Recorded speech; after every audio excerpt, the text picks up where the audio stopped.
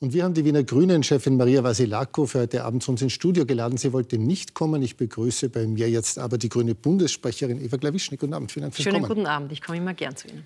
Frau Dr. Klawischnik, Frau Vasilako hatte ihren Rücktritt angekündigt, sollte es zu Verlusten kommen. Wörtliches Zitat.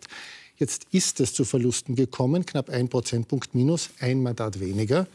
Aber Frau Vasilako bleibt. Klassische Altparteien-Sesselkleberei heißt es jetzt von vielen, und haben die nicht recht? Ich denke, dass man schon die Rahmenbedingungen dieser Gemeinderats- und Landtagswahl auch mit berücksichtigen muss. Also ich habe Maria Vasilako erlebt als eine Stadtpolitikerin, die sehr mutig war, auch die wirklich viele Akzente auch gesetzt hat.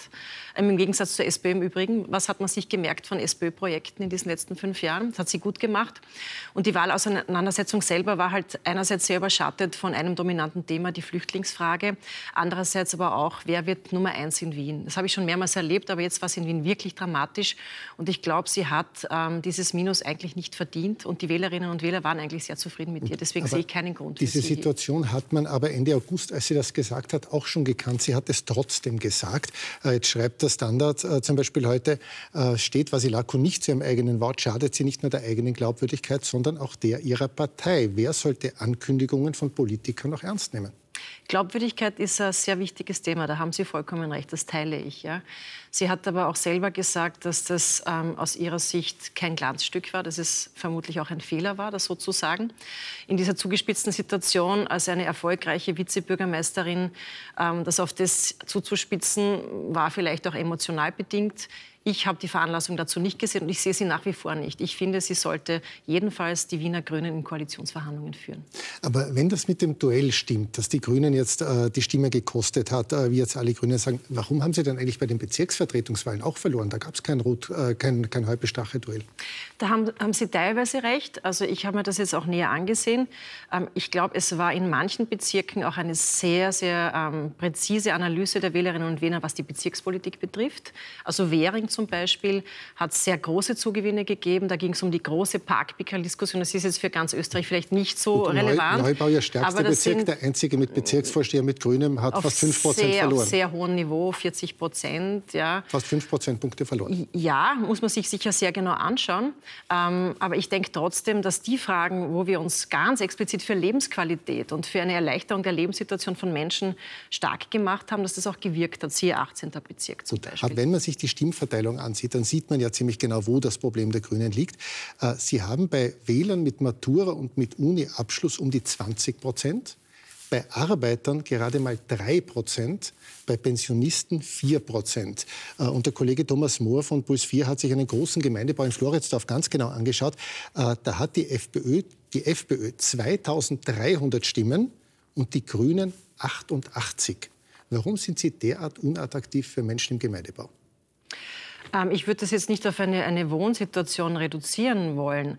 Also mein strategischer und auch politischer Ansatz ist, für bestimmte Lebenssituationen einfach eine Verbesserung erreichen zu können. Das betrifft die Bildungssituation, das betrifft den Kindergarten, das betrifft die Schule, das betrifft die Mobilität, das betrifft Wohnen, das leistbar sein muss, das betrifft auch die Chancen für Frauen. Und ich differenziere da jetzt nicht, ob jemand in einem Gemeindebau wohnt oder in einer anderen Wohnung wohnt. Also ich muss ja österreichweit... Wir haben, was Sie sicher nicht bestreiten können, über die letzten Jahre und über all die Landtagswahlen, die es jetzt gegeben hat, ob das jetzt Gemeinderatswahlen waren, Wirtschaftskammerwahlen, ÖH-Wahlen, wir haben überall Menschen und ihr Vertrauen dazu gewonnen. Wien ist jetzt die erste Wahl, wo es prozentmäßig, also bei stärkerem Wählerinnenbeteiligung zurückgegangen ist. Bei all diesen Wahlen zeigt sich, dass Sie bei Menschen mit Uni-Abschluss und Matura einen sehr, sehr viel höheren Zuspruch haben als bei Menschen mit niedrigerem Bildungsabschluss und bei Arbeitern. Sind Sie eine derartige Kopfpartei? Nein, ich würde das nicht als Kopfpartei bezeichnen. Na, wo ist denn das Wir haben Problem? eine sehr polarisierte Auseinandersetzung gehabt über internationale Flüchtlingsfragen, wo, glaube ich, sehr viele Menschen auch sehr verunsichert waren, wo auch Ängste massiv befeuert worden sind, also ganz massiv.